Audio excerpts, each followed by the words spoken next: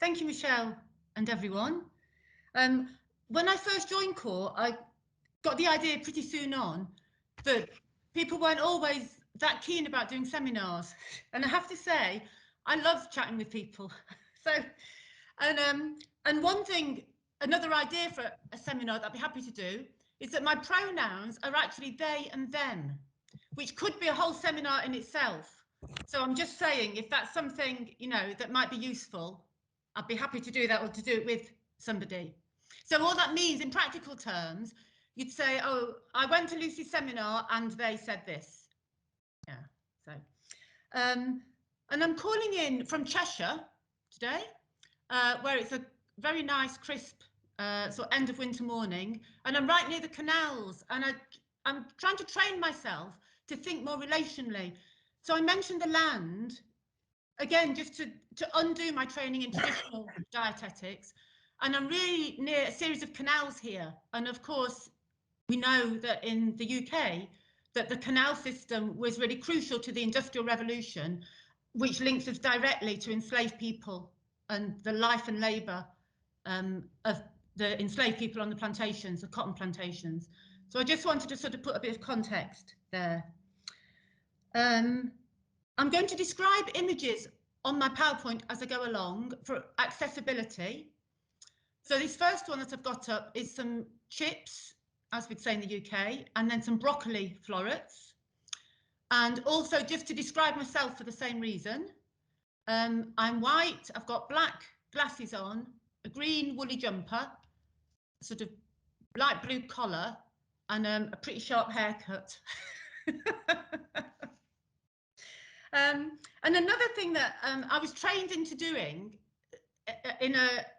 so I trained as a dietitian, that's my background, that there's a particular logic where I was like meant to set objectives for things, and I'm trying to train myself out of that logic into a different social fabric. So to that end, I wanted to start by just offering my respect for all the wisdom that's already in the room before I've entered it, and particularly acknowledging that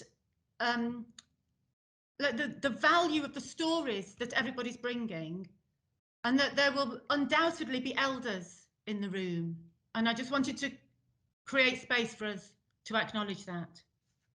And then also wanted to honour, particularly around the work that we're doing in food and land, to honour the wisdom of Indigenous people, to honour knowledge that has been generated from the land, and to honour other knowledges that have also been harmed, but by no means extinguished by the march of modernity. And so again, getting away from my objectives mentality, just that my hope is that we support each other in learning and healing just now, to build knowledge that's grounded in reverence for all life, and that we help each other learn how to be accountable given our differences. And by that, I think accountable, I'm meaning like accountable to right relationship. So that's my, to ground it. Pedagogy means a teaching style.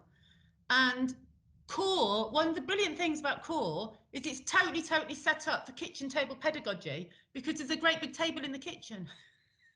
So and the teaching style, I think, what I hope you'll see is that I think the value of conversation, to enter the conversation just where people are at around food. If I use any words that you're not familiar with, that you'd like me to explain as we go along, please feel free to say so. Right, I'm trying to here we are. I'm falling at the first hurdle of IT. Okay, great. Now, unfortunately, I can't put you into pairs or small groups on Teams. If I could do, I was going to ask you to discuss, what does healthy eating mean to you? So I'm just going to ask you to think about it for a moment instead. And the image here, I think it's a chicken salad with melon balls. So what does healthy eating mean to you?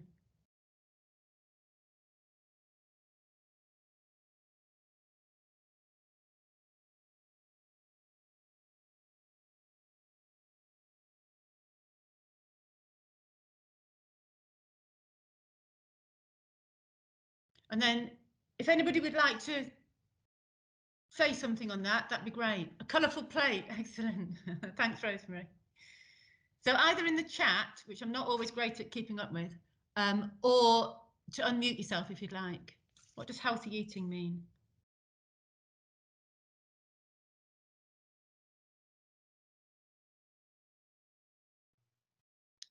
Lucy, it's Ian. Hi. Hi. I'll say tasty food and laughter. Oh, great. Yeah. Lovely. Thank you. Thank you, Ian. Anyone else?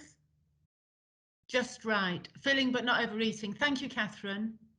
Guilt-free. Interesting. Yeah. Positive relationship. Thank you, Nina. Yeah. Means toast. Okay. Oh, I'm sorry, Alex, to hear that you got a stomach bug. Seasonal. Okay. Thank you. Yeah, and clearly, if we were chatting, the conversation would be different. We'd be bouncing off each other there. So what I find really interesting, oh, here we are, anything that supports your health and the health of the environment. Thank you. Oh, I missed, I saw that chat pop up, but I wasn't quick enough to catch the end of it. Now I can't see where it will be.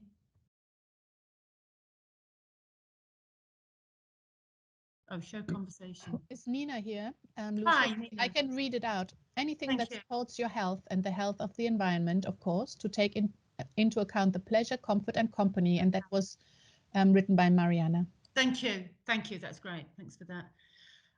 One thing that I find really interesting about this is that generally, the people that I'm speaking to generally, we're collected around either it's people working in healthcare or it's people that have sought the support of healthcare practitioners, and how different the way that you categorize food is, like, on the whole. And also it's very relational. And also it's interesting, I think, that this idea of guilt, of like not being guilty, still enters. So we're sort of undoing things that we've been taught from a sort of traditional public health view. So this is something that I wanted to expand on here. That traditionally, even the question like, what does healthy eating or what does healthy food mean to people, is it already sets up a binary where there's healthy food and unhealthy food. So a lot of you will be familiar with this idea of binary thinking, where we're taught to put things to separate out things and to put them in sort of separate columns. So under the healthy becomes good, there gets a moral imperative to it. And then, so we can see this in the idea of junk food, that all the stereotypes that attach to people that we think are eating junk food, which are very class-based.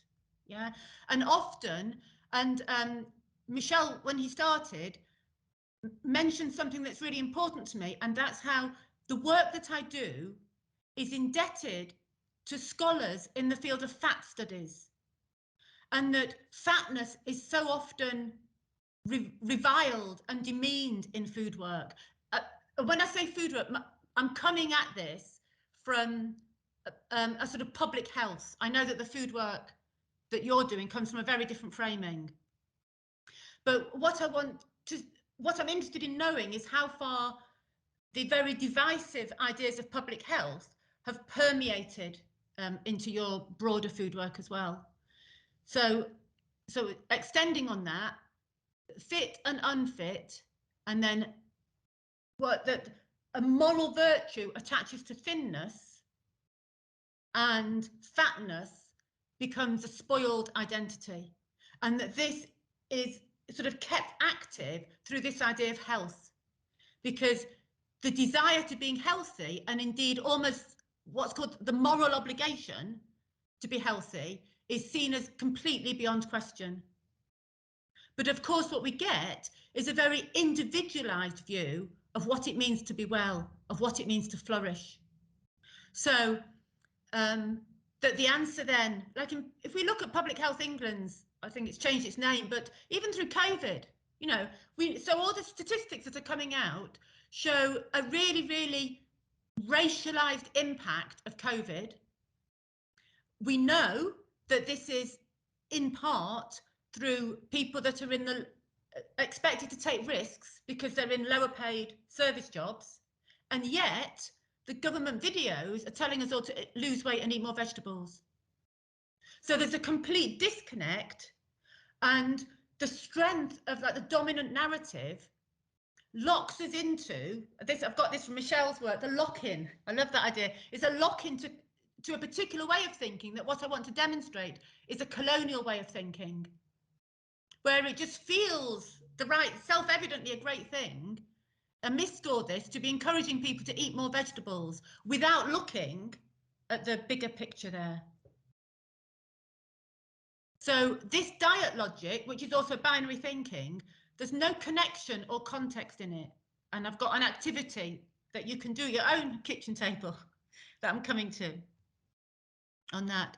So what I'm saying is that within public health, the way that we frame well-being, particularly around the food conversation, is very, very individualistic.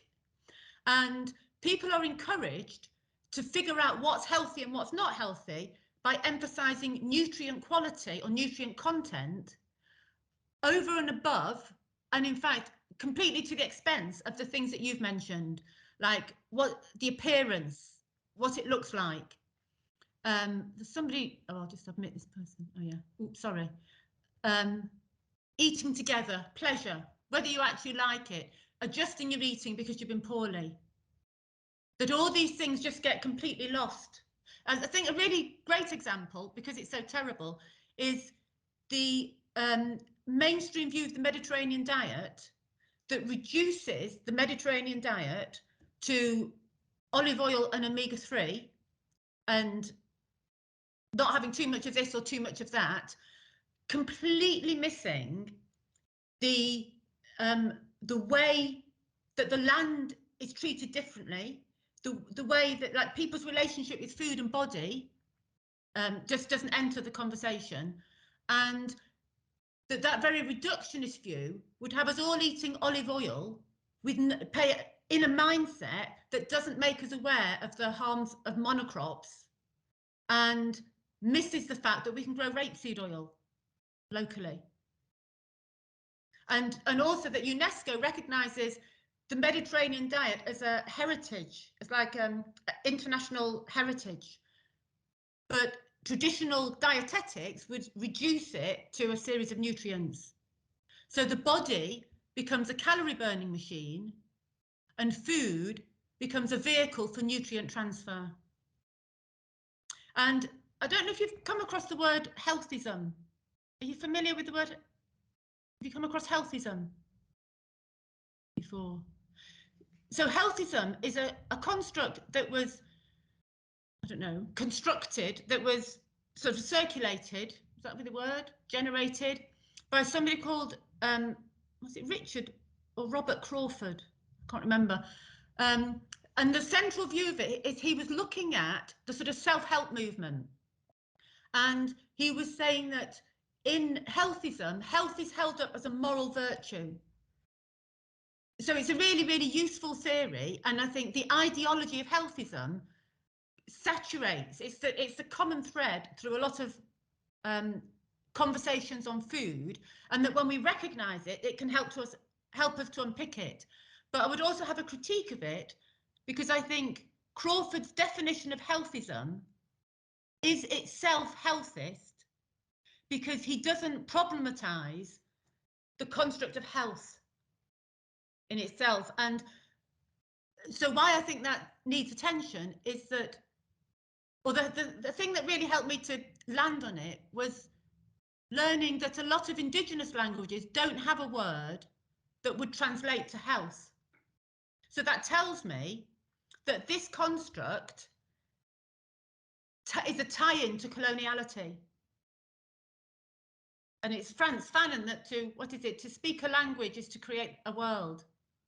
So I'm trying to train myself to think in ways where I think much more relationally about flourishing, that the question becomes, how can we live and die well together? Rather than what I was taught to do, how can I make you be healthy?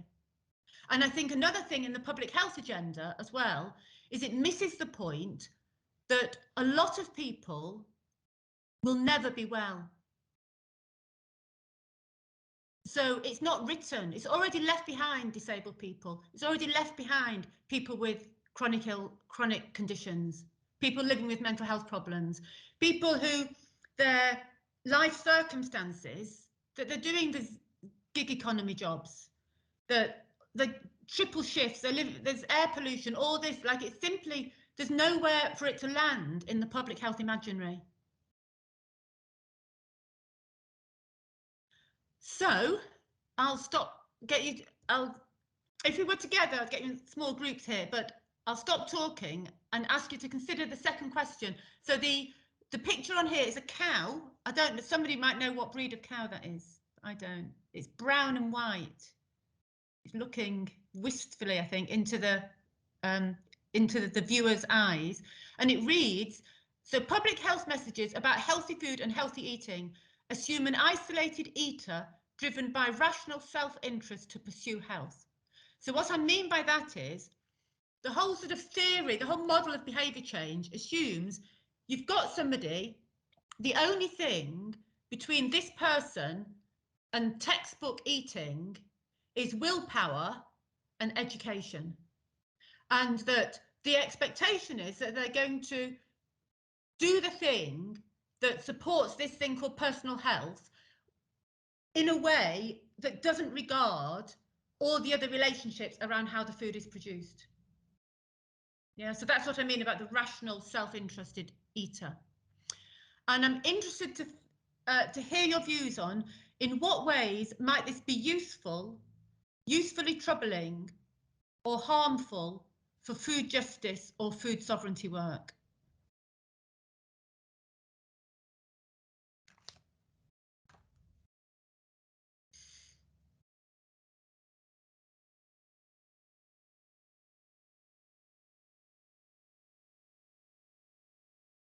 So if anybody wants to say something, that would be great. But if not, I can just, we can just leave it there, troubling away.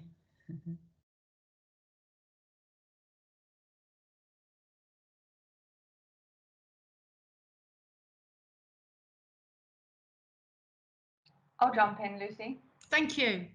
Hi, I'm Rosemary. Nice to meet you. Hi, Rosemary, with a colourful plate. Yeah. Yeah, I guess, as you were saying, the quite reductionist view of this, you could be making a decision based on this narrative of health and decide to buy a highly processed soya fake meat product that has come from virgin rainforest in South America where people haven't been paid properly. And you might be making that decision because you think that that's the healthy option planetarily and also for your body, based on the kind of narratives that people are having to compete with at the moment that completely excludes all of the other issues around where that's come from and how it's been made. So definitely troubling. Yeah, thank you. Yeah. And yes, it's in the chat. It assumes that everyone can afford, like, whatever. Yeah, absolutely. Which we know isn't true. Planetary. Yeah. Lovely. So that's exactly where I'm trying to. Nina. Yeah, that might be my conclusion if you don't mind. Yes. Healthy food more expensive? If so, why? So what I was saying is, what do we even mean? And I understand there's a lot of different languages here, but is the concept that there can be such a thing as a healthy food even useful? That's what I'm interested in, which I'm going to, that's my exercise there. And I think, so if I look at Nina, I'll come back to Ulrich's thing and the exercise, that Nina's thing there, that I think what that challenges as well is, as a dietitian, I was taught that what I can offer is, like, definitely, like, I've got I'm an expert, and what I can offer is evidence-based practice, and it's the best thing that the person looking for help around diet could get from me. And there's something in there that I'm just transferring this information to them, and that somehow they need to be fixed. And actually, if we look at what Nina's written there, the question I ask myself now is what I offer good medicine for this person? And it's like putting space in, and maybe ancestral healing is better medicine, or better medicine now. So it's getting away from that idea that there's one right way for everybody. Yeah. So the serious change for me, I think, is in the social fabric, the way we think about it. Healthy is located in the broader food system. Yeah.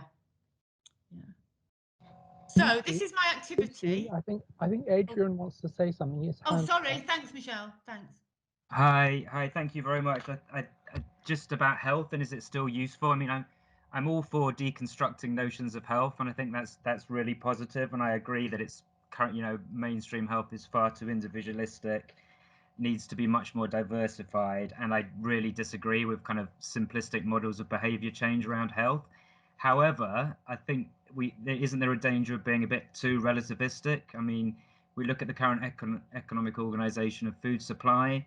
It is exploiting people. It is providing unhealthy food, high fat, high sugar, high salt, relying on addictive qualities. And I think there are these, how do we counter the economic organization of the food system as providing unhealthy food by those kind of criteria, if we completely problematize the healthiness to such an extent? Are we not losing a powerful critique? Okay, thank you. I'll hopefully circle back to that. Yeah, thank you. But I think thank you, because it's really useful for us all to be sitting with. So sadly we're not together, but this is my Blue Peter, those of you, that's showing my age. So what I've got here is a series of food items with a statement there. So this one, and if I was doing it together, I hand out the foods with a statement and ask people to hold up the food if it would fit like our conventional notions of what a healthy food is. So we would hold up things like fruit, yeah? So this one here, what it says is, it's great, I can buy this fair trade fruit, but there's no way I can peel it with arthritis. The other one is same thing. My stomach is rumbling, but I don't want to eat this unless I can be certain it's organic. Let me see. So here we are. We've got nuts, delicious. This is nuts. This is too hard for me to swallow. Nuts. I couldn't have nuts. Think of all that fat. And nuts get stuck in my dentures. And then chocolate. So chocolate biscuit. I wonder how many calories are in this. I'm so hungry I feel sick, but I want to stick to plan. And I'll just do one more here, which is chocolate. I used to love chocolate, but I hate it after what happened. So oh, and also one more thing here. Got a broccoli thing. So a sprig of broccoli, great. This will tide me over until lunch. Can anybody hazard a guess of what the point of that would be?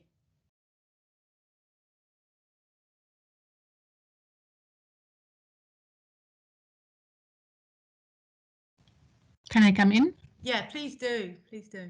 Hi, Lucy. It's Nina. Hi, Nina. So, well, it shows the diversity of health conditions, let's call them, maybe, that determine our relationship to different foods. And, you know, I would count into that also, you know, the things about what you said about the, oh, it's organic. Until it's organic, I don't want to eat it. You know, we could consider that also, you know, a form of health or relationship, you know, to our food that is sort of determined by what we believe, as well as, you know, maybe how our teeth are, or by what we can swallow and so forth. Yeah, thank you. Yeah, thank you. Thank you.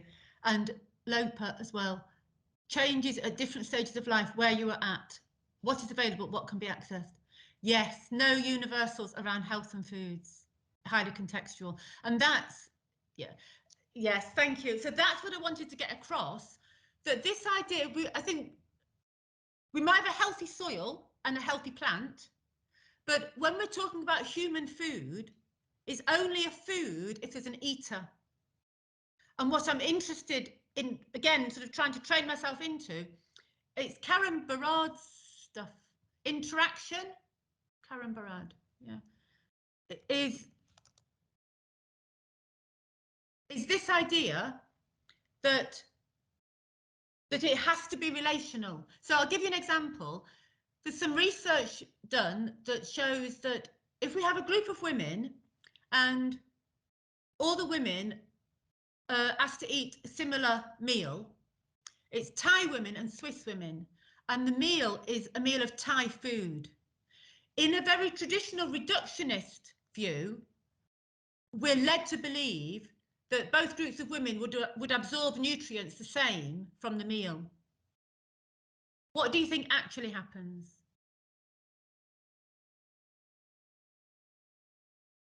Do you think that actually happens? Like, do you think that actually happens, or do you think something else happens?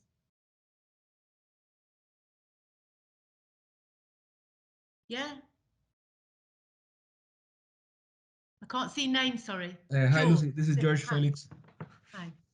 No, I'm just thinking through there are two levels. No, there's like the cultural perception of what healthy food is, or what's good to eat, etc. And that could be like the collective aspect. And then there's like also like an individual aspect. And I'm thinking of Ayurvedic medicine, where bodies are sort of categorized in different types of bodies, and different foods are suitable for these different types of bodies. And for example, I know that there's one type of body that is a bit more rustic, and meat is a good thing for that type of body, whereas for others, veganism would be more suitable. And so there's no universal. And I think there's a fine line between like the collective perception of what's healthy, what's good, and the individual needs, you know, considering body types, considering health issues. So yeah, I'm trying to go beyond like what kind of policy could serve such a diversity of situations, no? Yeah, thank you. Yeah. So just to answer my own question about that, in fact, the Thai women absorb the food better. And about the Ayurvedic medicine and dietary pattern, I don't know anything about that, but what I do know is that my training taught me to feel that I should dismiss it out of hand. And for me, that's the important thing, that we recognize that there's different ways of making sense of the world. And the one that I was taught, this very reductionist one, well, it's based on division and then dominion, that one thing's going to be better or worse than the other, rather than how can we live well together? How does this food work in this situation at this moment?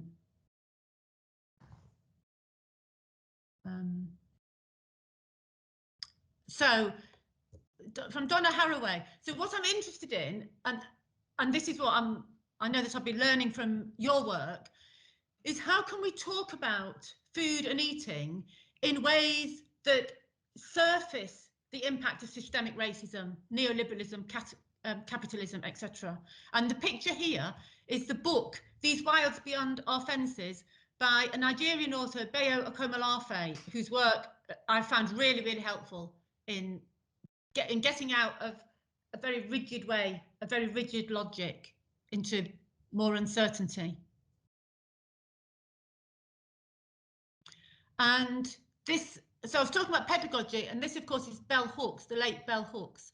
And I've taken a quote from an article on campus food provision that says, practicing food justice means intervening in the areas of trauma, inequity, exchange, land and labour arrangements, using processes that enable people to deal with power relations across relevant scales with the aim of effecting systemic change.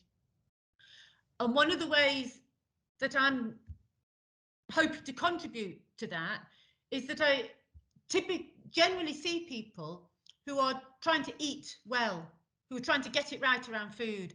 And for me, it's asking questions that put a bit of space and movement into that conversation, so that this idea that there's one right way to eat is troubled.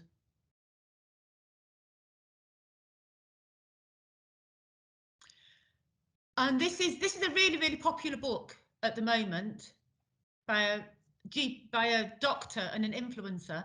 And as you can see, it's called Food Isn't Medicine, which completely erases Indigenous knowledges for whom food is medicine there. And if I want to tie this to the whole of evidence-based practice, that because what happens is, so I was taught that I'm the expert, I'm using science, and I wasn't taught to understand that the science I'm using is white science. There's lots of different ways. I might have understood it as reductionist, but there's lots of different ways of practicing science. And now I would see science as an attitude there. And scientific imperialism would be, we've got our evidence-based practice, and the responsible thing to do is export this into places that need white values, white medicine, in this sort of white saviorism.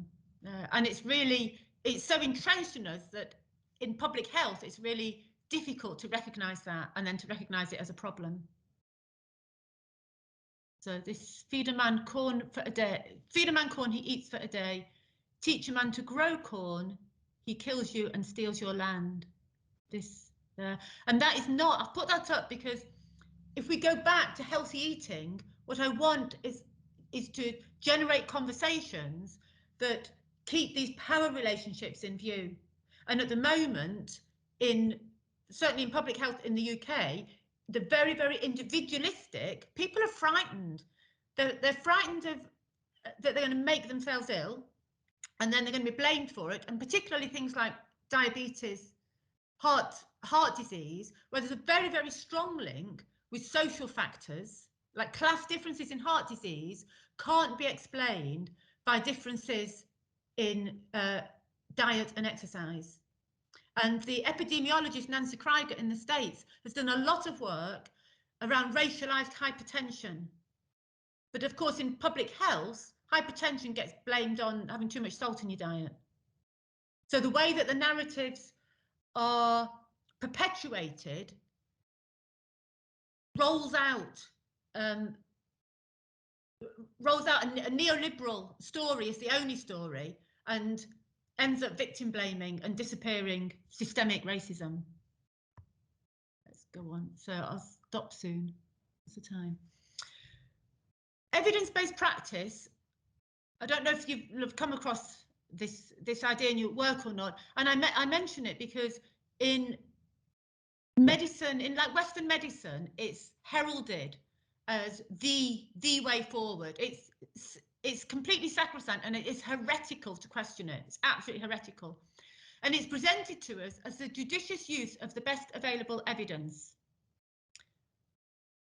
that we're going to export globally, which is a completely capitalist logic, which is trimming out anything that doesn't fit there. And this idea that we're just going to adjust the world can be adjusted to fit a logic of reductionism.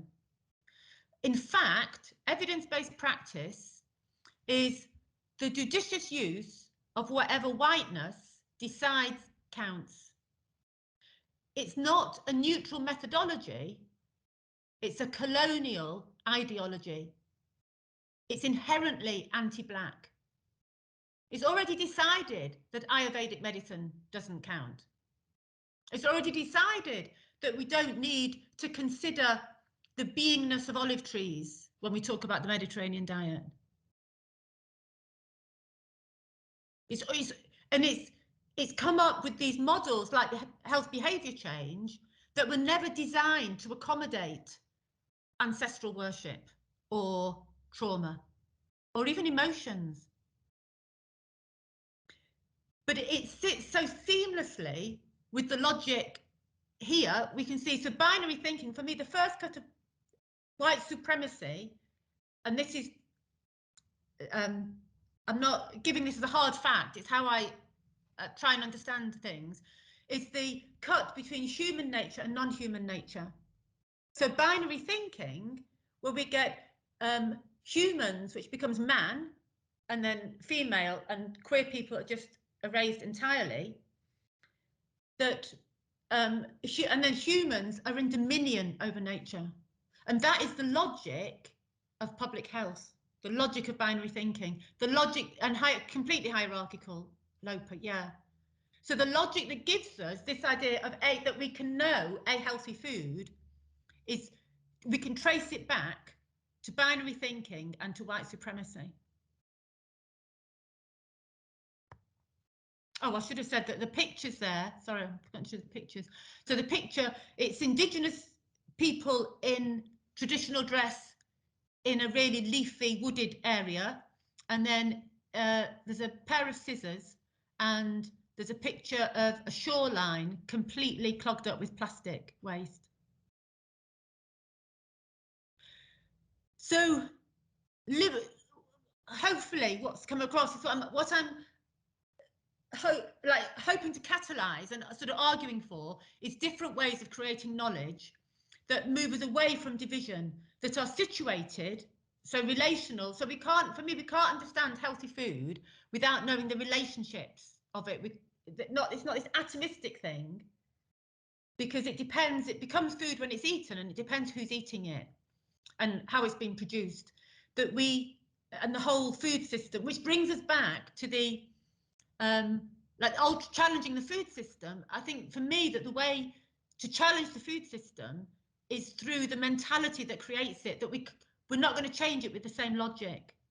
And I think one of the difficulties of that food is a right, absolutely. So first of all, moving food from a commodity to a right, and also that at the moment that the people who are more likely to be eating the food that public health despises are people who are already at the bottom of the hierarchy that has been created, and who are going to be blamed for health problems because of that food. So they're going to be despised and treated, stereotyped. And so another way of thinking of it would be that even if we do this public health exercise in Coventry and we get everybody in Coventry with eating the same food, and it's all to government guidelines, that we're taught that over time that would make a significant difference in health inequity, for instance, between Earlsdon and Falls Hill. But actually it wouldn't, because there's a lot more to health inequity than what we're eating. So I completely agree. I think, I'm sorry, I don't know who asked the question, but that everybody should have access to food, to food that they want to eat, and so that we can feed ourselves and our families with dignity, absolutely. And that totally needs systemic change. But I think doing it through getting rid of junk food, for me, the getting rid of expanding the diet would be a symptom of deeper changes. I'll stop soon. Let's see where we go. So these are some, you might be familiar, you're probably familiar with Robin Wall Kimmerer's book, Braiding Sweetgrass. Blood sugar, there's some really brilliant work on race and diabetes. That's just one of them. And Adrienne Marie Brown's work in emergent strategy, I think, is great as well. And this here, Sean Harrison's book, Belly of the Beast, where they talk about dismantling the world as we know it.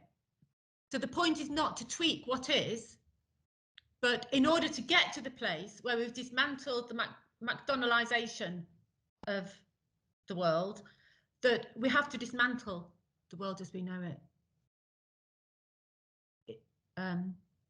And this is so from Frantz Fanon. So we said earlier that I've been trying to train myself out of an ontology where health makes sense into different ways of thinking. And the concept I've been using is this idea of the commons well. So for me, the commons well, the question I'm asking is, how can we live and die well together? How can we flourish? What does vitality mean? What does it mean for us to be in right relationship? And what I just love this quote from Frantz Fanon, the end of it. So this is a picture of Frantz Fanon. It's a black and white photo, and the text is, and the day when our human race has fully matured, it will not define itself as the sum of the inhabitants of the globe, but as the infinite unity of their reciprocities. And for me, the first bit, the sum of the inhabitants of the globe, would be, we've got all these people, how can I help each individual be as healthy as possible?